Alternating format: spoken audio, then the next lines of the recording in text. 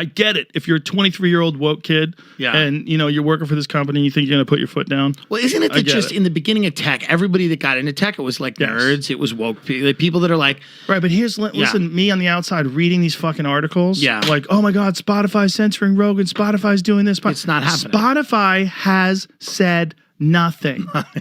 Listen to me. Nothing. They haven't said anything to my manager. They haven't said anything to me. They've said nothing. They've apparently had meetings, but they have a lot of meetings. They have meetings about all sorts of shows. They have meetings about the music they have. They have meetings about, they have people that have problems, especially in this day and age. Look, it's a great company. They're open-minded. They treat their employees very well. They let them have discussions about things.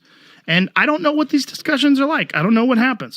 I really don't. But in terms of like them silencing me, zero. There's been nothing. Turns out that's not the truth at all. Joe Rogan comes out, drops a bomb, and lets us know Spotify censored him in the beginning. We got the receipts to prove it. All right, guys, what's up? But thank you for coming back to my channel. Quick video here. I saw this article, had to make a video about it because I made a few other videos in the past about Rogan and Spotify and censorship and how he's vehemently denied everything. Everybody kind of had an idea there was some things going on within the company and his switching videos from YouTube to Spotify, and a bunch of the videos were missing, and he made excuses and said they were glitches and they'd be transferred over at a later time and this, that, and the other. Listen, he came out and finally admitted what a lot of us thought.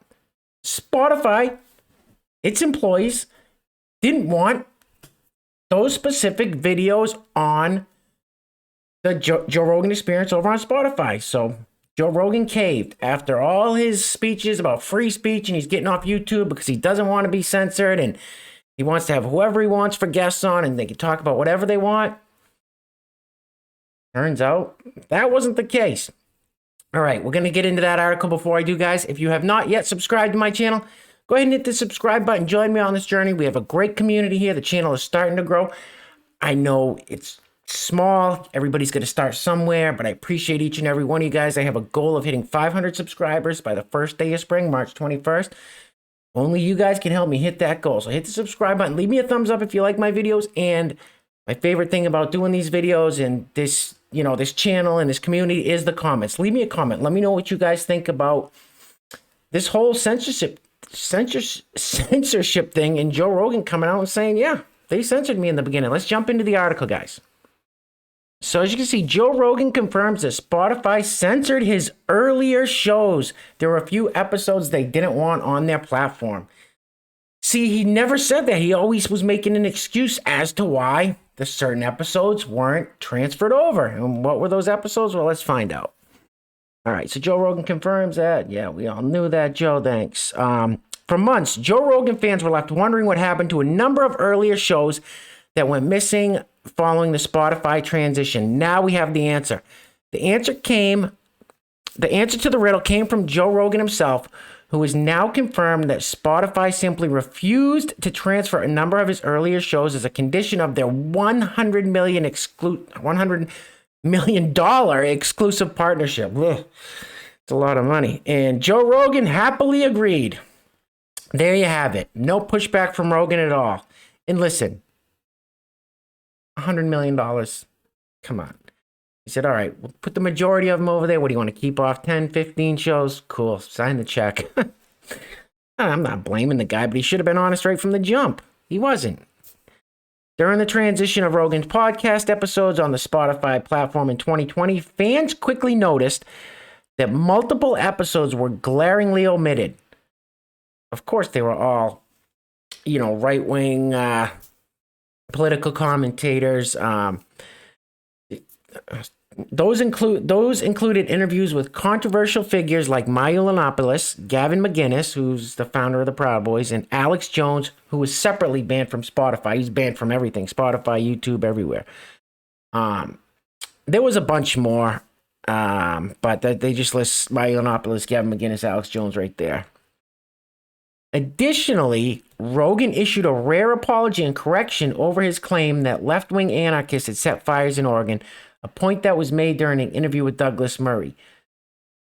The information was wrong, though Rogan's mea culpa was highly unusual and believed to be the result of pressure from activist Spotify staffers.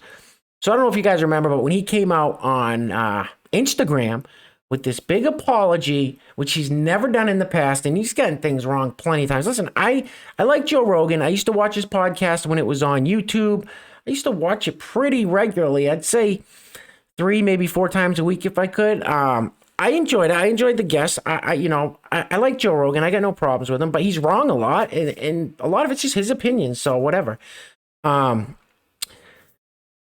So he came out, said that a lot of the Oregon fires were Antifa setting the fires to make it look like whatever, and apparently got tons of blowback on that. Came out and made an apology on Instagram. Well, it turns out that a bunch of people, a bunch of far left activists, Antifa, BLM, whatever you want to call them, were arrested for arson in Oregon, California, Washington. That really happened. So he didn't have to apologize for that. So everybody was like, oh, Spotify's telling him to apologize. All right, whatever. I digress. In a recent podcast discussion with comedian Fahim Anwar, Joe Rogan stated that Spotify is now completely hands-off when it comes to his podcast. All right, so now we believe him now? After he told us that before, and now he's admitting it was bullshit in the beginning, he basically said, yeah, I lied. Because all he was doing is making excuses for why all the episodes weren't over there. I don't know, whatever. All right, sorry, it's just... All right. In a recent podcast discussion with comedian Fahim Anwar, Joe Rogan stated that Spotify is now completely hands-off when it comes to his podcast, though that wasn't the case in the early days of the deal.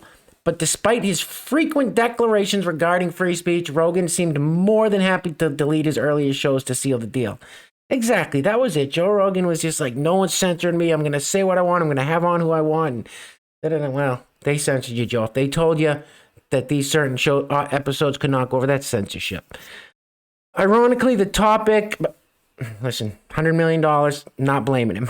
Ironically, the topic of Spotify came up in the context of corporate censorship, specifically Netflix censorship of an episode of Hassan Minhaj's Patriot Act following pressure from the Saudi Arabian government.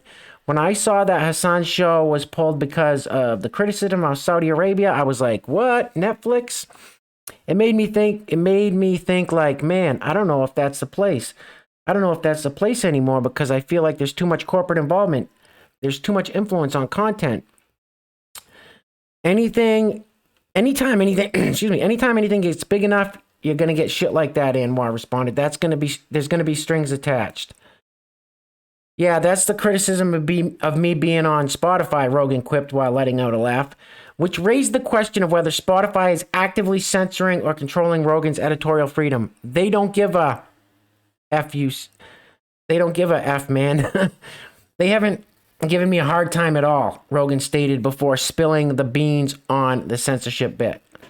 There were a few episodes they didn't want on their platform, and I was like, okay, I don't care.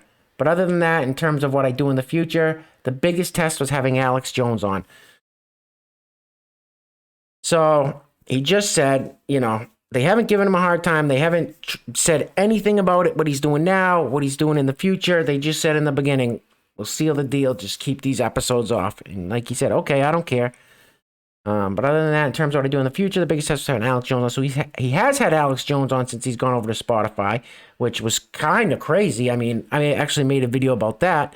No one thought he would do that. That's when the whole Spotify, everybody's like, well, maybe Spotify's not censoring him. So that answers the question, though. Rogan insisted there won't be future corporate oversight moving forward. Okay, well, so he's blown smoke up our asses once. So what now? We believe in him? We letting it slide? What? A lot of people are like, they're telling Rogan what he can and can't do. They're not. And that's quotes. That's what he said. Quotes. Joe Rogan says, a lot of people are like, they're telling Joe Rogan what he can and can't do. They are not. They're not. All right. So he's saying they've been completely hands-off since what they did in the beginning, removing those episodes. All right. Separately, Rogan also confirmed that activist Spotify employees has accused him of transphobia and protested his arrival on the platform. That's the one thing, that's one of the things that happened with Spotify with some of their staff, where they thought I was transphobic or thought I was a bad person. I saw one of their staff say that I was a shock jock, Rogan relayed. I'm not even remotely that. And he's not a shock jock. These people at Spotify, these activists, they're out of their minds. They're these far left activists that if you don't agree with absolutely everything they say or think, then they go into a meltdown and have to find a safe space. Earlier, Rogan addressed a wave of protest against him by activist Spotify employees, particularly over an episode questioning whether preteen and teenage girls should be permitted to have gender transitioning medications or operations. The episode with guest Abigail Schreier was never removed, though Spotify employees reportedly threatened to walk out while demanding further shows removals and direct editorial oversight of Rogan's future episodes. So the employees wanted that show removed with Abigail Schreier. They wanted future shows removed. They wanted editorial oversight. So basically, they wanted to start censoring him and saying what he can and can't do. All right, last paragraph here, I think. Ironically, for Spotify protesters, it looks like the standoff prompted Rogan to organize an interview with Alex Jones despite a platform-wide ban on the far-right commentator and conspiracy theorist. That show remains live on Spotify's platform, while the earlier interview remains banned, which suggests that Spotify shifted to a hands-off approach after their initial clashes. I believe that's it. Yep, that's it. So, regarding that last paragraph there, so Alex Jones's first episodes, these were huge episodes, I don't know, 15, 20 million views, maybe more than that, from YouTube weren't taken over to Spotify. However, Spotify left the current one up of Alex Jones on there, the newest one. So maybe they just said in the beginning, these aren't coming over. Here's your $100 million. He said, okay, everything else is staying. So I guess, I mean, now with Alex Jones being on it, and they haven't taken it. But there was issues with Alex Jones's being on there. These activists, Spotify activists, freaked out. One of them actually went in and deleted the episode. Of course, it was saved and backed up and stuff. There was a big controversy about that too. This inside Spotify activist employee was deleting it, trying to erase it so it couldn't be uploaded to Spotify. It was. So, all right, I'm going to side with Rogan here. I'm going to say, yeah, after that initial, I think it was garbage that he didn't come right out and say, listen, guys, these episodes are not coming over. That's part of the $100 million deal. I'm signing it. If you guys don't like it, tough. He didn't. He played it off like they said nothing to him about anything. That's how he played it off, and that's kind of bullshit. But like I said, I don't blame Rogan. I mean, $100 million payday. Yeah, I would have done the same thing. All right, guys, that's it. Quick video about that. Just an update. Rogan finally admitted there was censorship in the beginning. I do believe him that there isn't from here on out. We'll have to see. Maybe I'm wrong. Let me know what you guys think in the comments. Leave me a thumbs up if you liked the video. Hit that subscribe button. I got a great video coming up. This one's, you guys are going to like my next video. All right. World's gone crazy. Take care of yourselves. Take care of each other. Peace.